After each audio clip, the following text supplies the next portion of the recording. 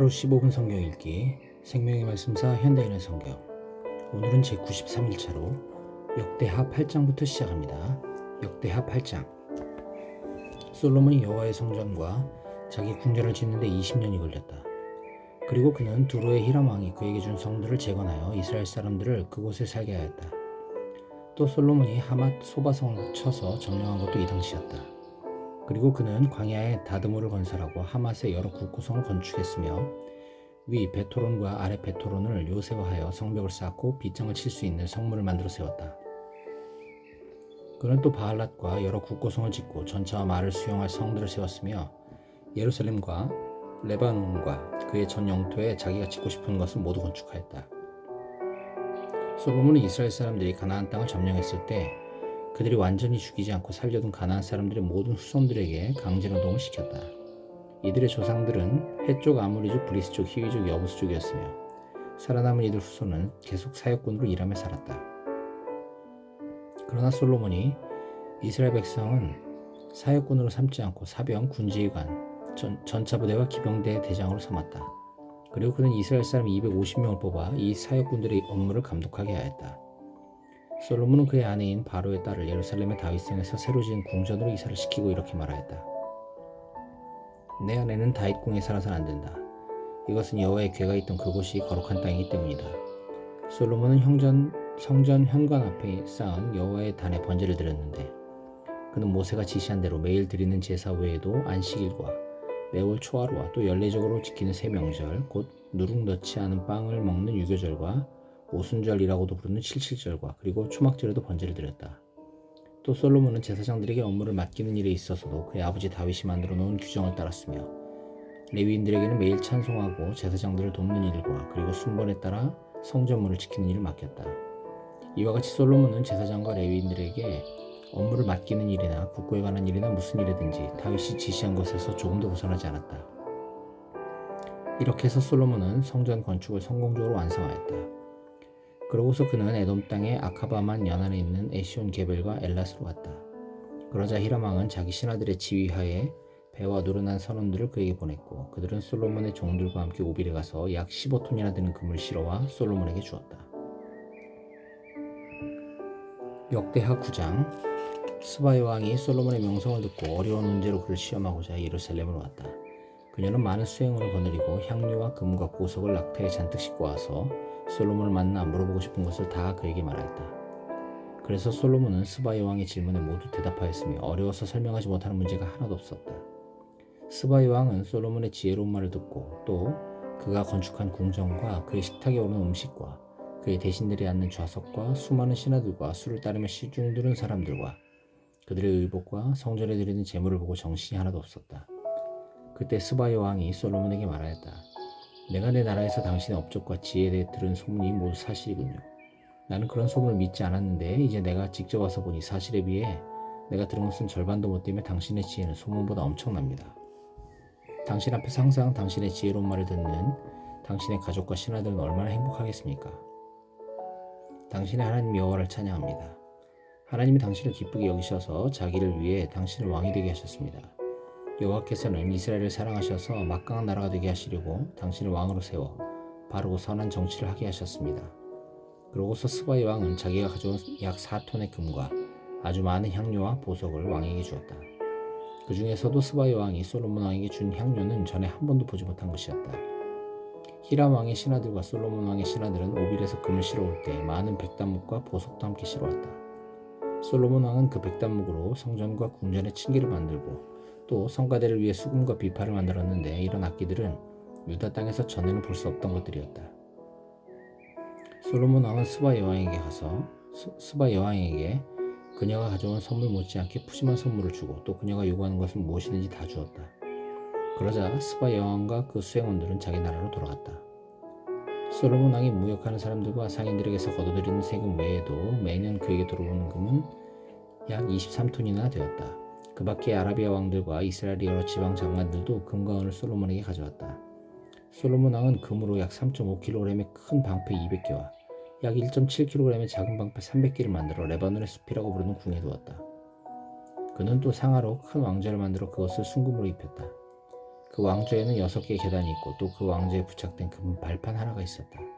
그리고 앉는 자리 양쪽에는 팔걸이가 있으며 바로 그 곁에는 사자가 한 마리씩 서 있고 또 그 6계단 양쪽 끝에는 12마리의 사자가 각각 한 마리씩 서 있었는데 이런 웅장한 왕좌는 세상의 그 어느 나라에서도 찾아볼 수 없는 것이었다. 그리고 솔로몬 왕의 술잔은 모두 금으로 만들어졌으며 레바논 숲의 궁에서 사용하는 모든 그릇도 다 금으로 되어 있었다. 그러나 그 당시에 은은 별로 소중하게 여기지 않았으므로 은제품을 만들지 않았다. 솔로몬 왕은 히람 왕이 지원하는 선원들을 이용하여 3년마다 한 번씩 배를 다시스로 보내 금, 은, 상아, 원숭이 그리고 공작을 실어왔다. 솔로몬 왕은 세상의 그 어느 왕보다도 부유하고 지혜로웠으므로 세상의 모든 사람들이 솔로몬을 찾아와서 하나님이 그에게 주신 지혜에 대하여 듣고 싶어했다.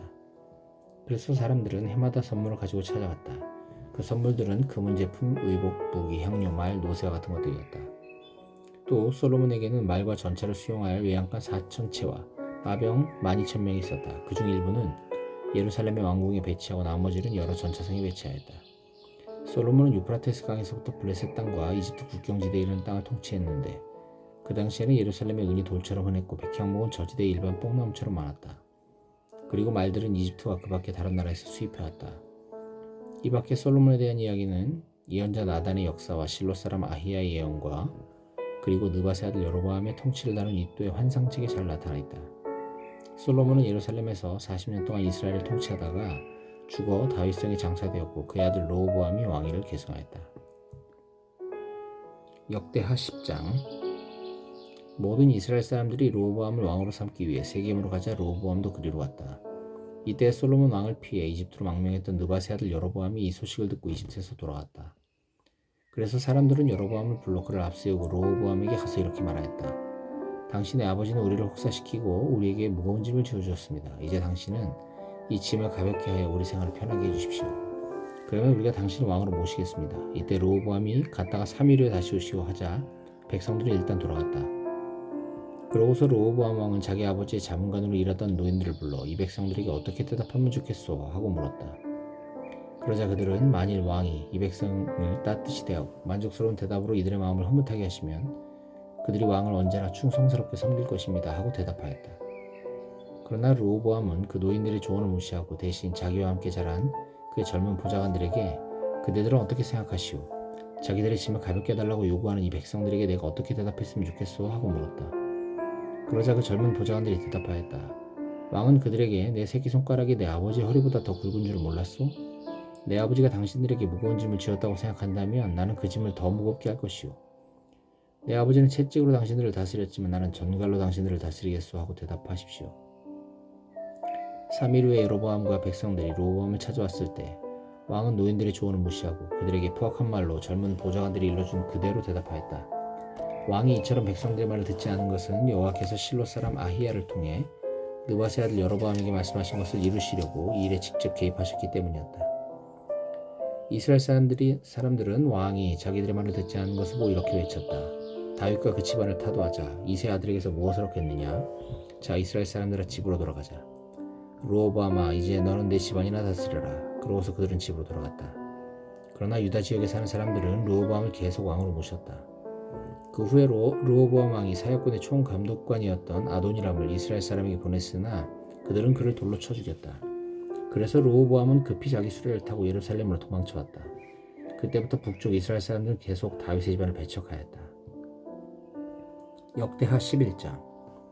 르호보암은 예루살렘에 돌아와 유다와 베냐민 지파에서 18만 명의 정예병을 소집하고 전쟁을 일으켜 이스라엘 북쪽 지파들을 장악하려고 하였다. 그러나 하나님은 예언자 스마야를 통하여 르호보암과 그리고 유다와 베냐민 지파 모든 사람들에게 이렇게 말씀하셨다. 너희는 너희 형제들과 싸우러 가지 말고 모두 집으로 돌아가거라. 일이 이렇게 된 것은 내 뜻이었다. 그래서 그들은 여호와의 말씀에 순종하여 여로보암을 치러 가지 않았다. 르호보암은 예루살렘에 머물러 있으면서 유다 땅에 방비성을 건축하였다. 그 성들은 베들레헴, 에담, 드고와 벳술, 소고, 아둘람, 가드, 마레사, 십, 아도라임, 라기스, 아세가, 소라, 아얄론 그리고 헤브론이었다. 르호보암은 이 성들을 완전히 요새화하고 각 성마다 지휘관을 두어 다스리게 하였으며 식량과 감람기름과 포도주를 비축하고 또 각 성의 병기고에는 방패와 창을 확보하여 그 성들을 아주 튼튼하게 하였다. 이런 식으로 그는 유다와 베냐민 지파를 다스렸다. 이때 이스라엘 땅에 있던 모든 제사장들과 레위 사람들이 고향을 버리고 유다와 예루살렘으로 이주해 왔다. 이것은 여로보암과 그의 아들들이 그들을 파면하여 여호와의 제사장 일을 못하도록 했기 때문이었다. 또 여로보암은 자기가 만든 순영소와 송아지 우상에게 제사하고 산당에서 섬길 제사장들을 제멋대로 임명하였다. 이스라엘 모든 지파에서 이스라엘의 하나님 여호와를 진심으로 찾고자 하는 사람들은 그들 조상의 하나님 여호와께 자유로이 제사를 드리기 위해서 레위 사람들을 따라 예루살렘으로 모여들었으며 이것은 유다의 국력 신장에 큰 도움이 되었다. 그래서 유다 백성들은 다윗과 솔로몬 시대와 마찬가지로 르호보암 왕을 섬기며 3년 동안 아무런 어려움 없이 지냈다. 르호보암은 그의 사촌 마할랏과 결혼하였다. 그의 아버지는 다윗의 아들 여리못이었고 그의 어머니는 이세의 손녀이며 엘리압의 딸인 아비하일이었다. 마할랏은 여우스, 스마리아, 사함 세 아들을 낳았다. 그 후에 르호보암은 압살롬의 딸 마아가와 결혼했는데 마아가가 낳은 아들은 아비야, 아떼, 시사, 슬로밋이었다. 르호보암은 아내 18명과 첩 60명을 거느리고 살면서 28명의 아들과 60명의 딸을 낳았으며 그 모든 아내와 첩 가운데서도 그는 특별히 마아가를 사랑하였다. 그래서 그는 마아가가 낳은 아들 아비야에게 장자권을 주어 그에게 자기 왕위를 물려주려고 하였다. 지혜롭게도 르호보암은 그의 모든 아들들을 유다와 베냐민 전 지역의 요새성에 흩어져 살게 하였으며 그들에게 식량을 풍부하게 주고 아내도 많이 구해주었다. 역대하 12장. 그러나 르호보암은 왕으로서의 위치가 확고해지고 세력이 강해지자 여호와를 버렸으며 백성들도 그를 본받아 여호와의 법에 따르지 않았다. 그 결과 르호보암 왕 5년에 이집트의 시삭 왕이 예루살렘을 침략하였다. 그는 전차 1200대와 마병 6만 명 그리고 리비아, 숲, 에티오피아 사람을 포함한 무수한 이집트 보병을 이끌고 와서 유다의 요새 성들을 급습하여 뺏은 다음 곧 예루살렘으로 밀어닥쳤다. 이때 예언자 스마야는 르호보암 왕과 그리고 시삭을 두려워하여 예루살렘에 모여있는 유다 지도자들에게 가서 이렇게 말하였다. 여러분이 여호와를 버렸으므로 여호와께서도 여러분을 버려 시삭 왕에게 넘겨주었다고 말씀하셨습니다. 그러자 왕과 유다의 지도자들은 그들이 범죄한 것을 인정하며 여호와께서 우리에게 이렇게 하시는 것도 당연하다 하고 스스로 뉘우쳤다. 여호와께서는 그들이 겸손하게 뉘우치는 것을 보시고 스마야에게 말씀하셨다. 그들이 겸손하게 자기들의 죄를 인정하고 뉘우침으로 내가 그들을 전멸시키진 않을 것이며 시삭을 통해 내 분노를 예루살렘에 쏟진 않을 것이다. 그러나 그들은 시삭에게 매년 조공을 바치고 그들을 섬겨야 할 것이다. 그러면 그들이 나를 섬기는 것과 세상 왕을 섬기는 것 중에서 어느 것이 좋은지 알게 될 것이다. 이집트의 시삭 왕이 예루살렘을 침략하여 성전과 궁전에 모든 보물과 솔로몬이 만든 금 방패를 모조리 약탈해갔다. 그래서 르호보암 왕은 대신 놋방패를 만들어 궁중 경비병들에게 주었는데 왕이 성전에 들어갈 때마다 그들은 방패를 가지고 따라갔다가 다시 그것을 경비실로 가져왔다. 르호보암 왕이 겸손한 마음으로 자신을 낮추었기 때문에 여호와께서는 그에게서 분노를 거두시고 유다를 완전히 멸망시키지는 않으셨다. 르호보암 왕은 예루살렘에서 기틀을 잡아 나라를 다스렸다. 그는 41세의 왕위에 올라 여호와께서 이스라엘의 모든 땅 중에서 특별히 경배를 받으실 곳으로 택한 예루살렘에서 17년을 통치하였다. 그리고 그의 어머니는 암몬 사람 나아마였다. 르호보암은 진심으로 여호와를 찾지 않았기 때문에 악을 행하였다. 르호보암이 한 모든 일은 예언자 스마야와 이또가 쓴 족보책에 상세히 기록되어 있다. 그리고 르호보암과 여로보암 사이에는 끊임없는 전쟁이 있었다. 르호보암은 죽어 다윗성에 장사되었고 그의 아들 아비야가 왕위를 계승하였다.